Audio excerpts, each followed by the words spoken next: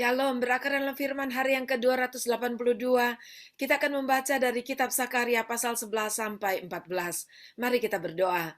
Terima kasih Tuhan, kami mengucap syukur kepada Engkau buat hari ini. Selalu kami bersyukur karena kami tahu bahwa firman Tuhan selalu tersedia bagi kami. Dan kami percaya kekuatan dari Engkau boleh ada bagi kami semua. Terima kasih dalam nama Tuhan Yesus. Amin. Pasal 11. Bukalah pintu-pintumu hai Libanon, supaya api dapat memakan pohon-pohon arasmu. Merataplah hai pohon sanobar, sebab sudah rebah pohon aras, dan sudah dirusakkan pohon-pohon yang hebat. Merataplah hai pohon-pohon tarbantin basan, sebab telah rata hutan yang lebat itu. Dengar, para gembala meratap, sebab kemegahan mereka sudah dirusakkan.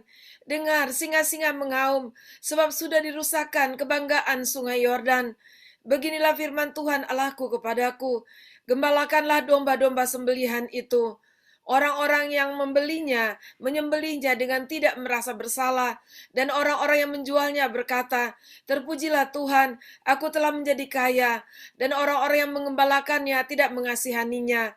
Sebab aku tidak lagi akan mengasihani penduduk bumi, demikianlah firman Tuhan, melainkan sesungguhnya aku akan menyerahkan manusia masing-masing ke dalam tangan gembalanya dan ke dalam tangan rajanya. Mereka ini akan menghancurkan bumi, dan aku tidak akan melepaskan seorang pun dari tangan mereka. Maka aku mengembalakan domba-domba sembelihan itu untuk pedagang-pedagang domba. Aku mengambil 2 tongkat, yang satu kusebutkan kemurahan, dan yang lain kusebutkan ikatan. Lalu aku mengembalakan domba-domba itu. Dalam 1 bulan aku melenyapkan ketiga gembala itu. Kemudian aku tidak dapat menahan hati lagi terhadap domba-domba itu, dan mereka pun merasa muak terhadap aku. Lalu aku berkata, aku tidak mau lagi mengembalakan kamu. Yang hendak mati, biarlah mati. Yang hendak lenyap, biarlah lenyap. Dan yang masih tinggal itu, biarlah masing-masing memakan daging temannya. Aku mengambil tongkatku kemurahan, lalu mematahkannya untuk membatalkan perjanjian yang telah kuikat dengan segala bangsa. Jadi dibatalkanlah perjanjian pada hari itu. Maka tahulah pedagang-pedagang domba yang sedang mengamat-amati aku bahwa itu adalah firman Tuhan. Lalu aku berkata kepada mereka, jika itu kamu anggap baik, berikanlah upahku, dan jika tidak, biarkanlah. Maka mereka membayar upahku dengan menimbang 30 uang perak. Tetapi berfirmanlah Tuhan kepadaku, serahkanlah itu kepada penuang logam, nilai tinggi yang ditaksir mereka bagiku. Lalu aku mengambil ke-30 uang perak itu, dan menyerahkannya kepada penuang logam di rumah Tuhan. Kemudian aku mematahkan tongkat yang kedua, yaitu ikatan, untuk meniadakan persaudaraan antara Yehuda dan Israel. Sesudah itu berfirmanlah Tuhan kepadaku, ambillah sekali lagi perkakas seorang gembala yang pandir, sebab sesungguhnya aku akan membangkitkan di negeri ini seorang gembala yang tidak mengindahkan yang lenyap, yang tidak mencari yang hilang, yang tidak menyembuhkan yang luka, yang tidak memelihara yang sehat, melainkan memakan daging dari yang gemuk dan mencabut kuku mereka. Celakalah gembalaku yang pandir, yang meninggalkan domba-domba. Biarlah pedang menimpa lengannya dan menimpa mata kanannya. Biarlah lengannya kering sekering-keringnya dan mata kanannya menjadi pudar sepudar-pudarnya. Pasal 12. Ucapan ilahi, firman Tuhan tentang Israel. Demikianlah firman Tuhan yang membentangkan langit dan yang meletakkan dasar bumi dan yang menciptakan roh dalam diri manusia. Sesungguhnya aku membuang Yerusalem menjadi pasu, yang menyebabkan segala bangsa di sekeliling menjadi pening. Juga Yehuda akan mengalami kesusahan ketika Yerusalem dikepung. Maka pada waktu itu aku akan membuat Yerusalem menjadi batu untuk diangkat bagi segala bangsa. Siapa yang mengangkatnya pastilah mendapat luka parah. Segala bangsa di bumi akan berkumpul melawannya. Pada waktu itu demikianlah firman Tuhan, aku akan membuat segala kuda menjadi bingung, penunggangnya menjadi gila. Atas kaum Yehuda aku akan membuka mataku, tetapi segala kuda bangsa akan kubuat menjadi buta. Sesudah itu kaum-kaum di Yehuda akan berkata dalam hatinya, penduduk Yerusalem mempunyai kekuatan oleh karena Tuhan semesta alam, Allah mereka. Pada waktu itu aku akan membuat kaum-kaum di Yehuda seperti anglo berapi di tengah-tengah timbunan kayu, dan seperti suluh berapi di tengah-tengah timbunan bulir gandum. Api keduanya akan menjilat ke kanan dan ke kiri segala bangsa di sekeliling.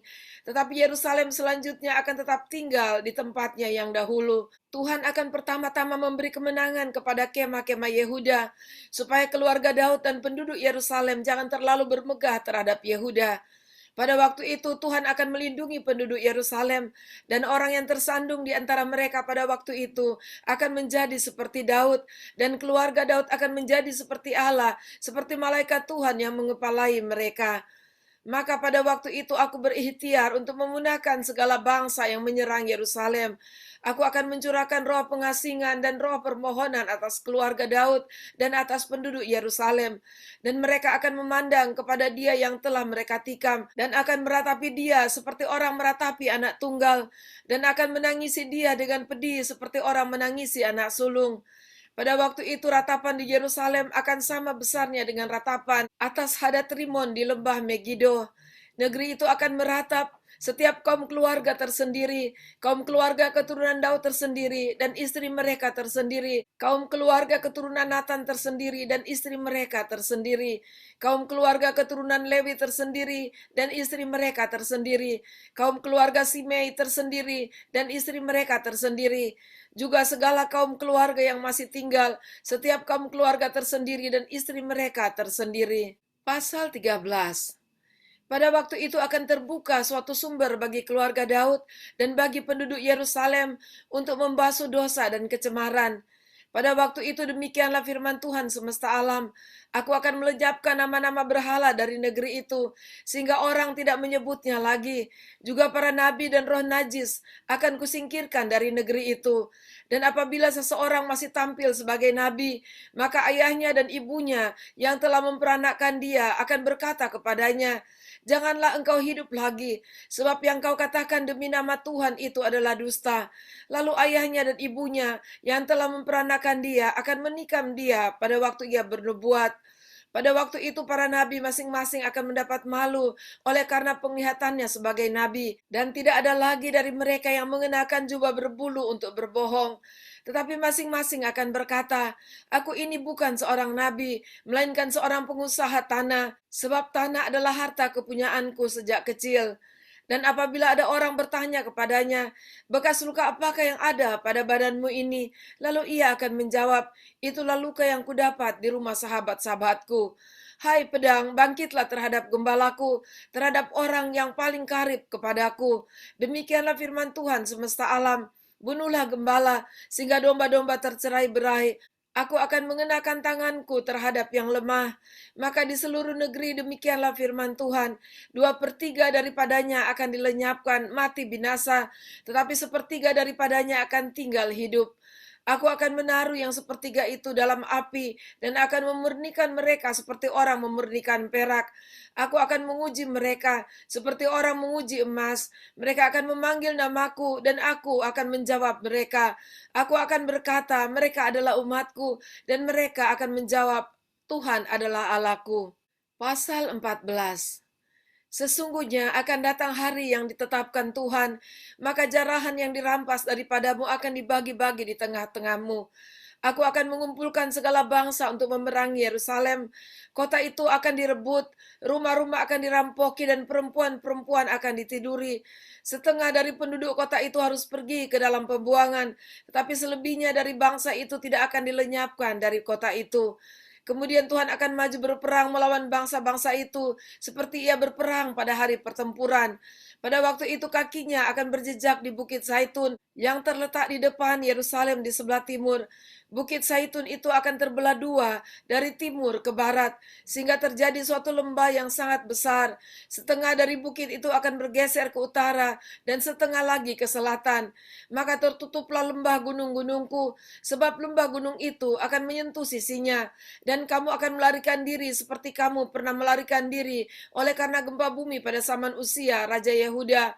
Lalu Tuhan Allahku akan datang, dan semua orang kudus bersama-sama dia. Maka pada waktu itu tidak akan ada lagi udara dingin atau keadaan beku, tetapi akan ada satu hari. Hari itu diketahui oleh Tuhan dengan tidak ada pergantian siang dan malam pun menjadi siang. Pada waktu itu akan mengalir air kehidupan dari Yerusalem, setengahnya mengalir ke laut timur dan setengah lagi mengalir ke laut barat. Hal itu akan terus berlangsung dalam musim panas dan dalam musim dingin. Maka Tuhan akan menjadi raja atas seluruh bumi. Pada waktu itu Tuhan adalah satu-satunya dan namanya satu-satunya. Seluruh negeri ini akan berubah menjadi seperti Araba Yordan, dari Geba sampai ke Rimon di sebelah selatan Yerusalem. Tetapi kota itu akan menjulang tinggi dan tetap tinggal di tempatnya. Dari pintu gerbang Benyamin sampai ke tempat pintu gerbang yang dahulu, yakni sampai ke pintu gerbang sudut, dan dari menara Hananel sampai ke tempat pemerasan anggur raja. Orang akan menetap di dalamnya, sebab penumpasan tidak akan ada lagi, dan Yerusalem akan tetap aman. Inilah tulah yang akan ditimpakan Tuhan kepada segala bangsa yang memerangi Yerusalem. Daging mereka akan menjadi busuk, sementara mereka masih berdiri. Mata mereka akan menjadi busuk dalam lekuknya, dan lidah mereka akan menjadi busuk dalam mulut mereka. Maka pada waktu itu akan terjadi kegemparan besar daripada Tuhan di antara mereka, sehingga masing-masing memegang tangan temannya, dan mengangkat tangannya melawan tangan temannya. Juga Yehuda akan berperang melawan Yerusalem itu, dan dikumpulkanlah harta benda segala bangsa di sekeliling, yaitu emas, perak, dan pakaian dalam jumlah yang sangat besar. Tulah seperti itu juga akan menimpa kuda, bagal, unta, keledai, dan segala hewan yang ada dalam perkemahan-perkemahan itu. Maka semua orang yang tinggal dari segala bangsa yang telah menyerang Yerusalem akan datang tahun demi tahun untuk sujud menyembah kepada Raja, Tuhan semesta alam, dan untuk merayakan hari raya Pondok Daun. Tetapi bila mereka dari kaum-kaum di bumi tidak datang ke Yerusalem untuk sujud menyembah kepada Raja, Tuhan semesta alam, maka kepada mereka tidak akan turun hujan. Dan jika kaum Mesir tidak datang dan tidak masuk menghadap, maka kepada mereka akan turun tulah yang ditimpakan Tuhan kepada bangsa-bangsa yang tidak datang untuk merayakan hari raya Pondok Daun. Itulah hukuman dosa Mesir dan hukuman dosa segala bangsa yang tidak datang untuk merayakan hari raya Pondok Daun. Pada waktu itu akan tertulis pada kerencingan-kerencingan kuda, kudus bagi Tuhan, dan kuali-kuali di rumah Tuhan akan seperti bokor-bokor penyiraman di depan mezbah. Maka segala kuali di Yerusalem dan di Yehuda akan menjadi kudus bagi Tuhan semesta alam. Semua orang yang mempersembahkan korban akan datang mengambilnya dan memasak di dalamnya, dan tidak akan ada lagi pedagang di rumah Tuhan semesta alam pada waktu itu. Demikianlah pembacaan dan pendengaran firman Tuhan kita pada saat ini. Dan kita bersyukur kepada Tuhan atas segala nubuatan-nubuatan yang disampaikan melalui Nabi Zakaria. Dan kita tahu bahwa apa yang disampaikan pada pasal-pasal terakhir ini berbicara akan kedatangan Mesias, Yesus Kristus, mulai dari kelahirannya yang bersahaja sampai kepada penebusannya dan sampai kepada kemuliaannya. Dia adalah Allah di atas segala Allah, Tuhan di atas segala Tuhan, dan Raja di atas segala Raja. Kita bersyukur kepada Tuhan. Dan mari tetap setia karena kita percaya kepadanya. Mari kita berdoa. Terima kasih Tuhan, kami sangat bersyukur kepada Engkau. Membaca firman Tuhan menyukakan hati kami. Karena kami percaya apa yang difirmankan oleh Tuhan itu pasti terjadi. Tidak ada satupun yang meleset ya Tuhan. Dan tolonglah kami agar kami tetap setia kepada Engkau saja. Dalam nama Tuhan Yesus. Amin. Puji Tuhan, sampai jumpa besok. Tuhan Yesus memberkati.